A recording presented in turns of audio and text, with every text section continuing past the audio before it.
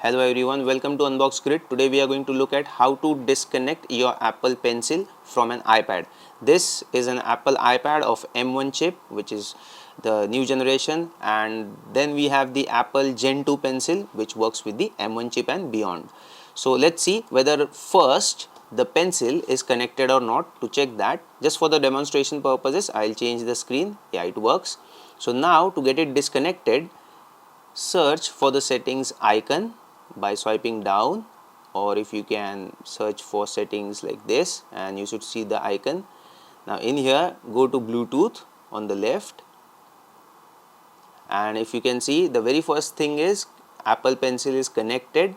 So now let's click on the information icon or the eye which you see, and you can click here forget this device and click on forget device. And now let us check whether the Apple Pencil is disconnected. In the menu of course it is, but let's see by working on the iPad, and as you can see the Apple Pencil is now disconnected. That's it guys, this is how easy it is to disconnect the Apple Pencil.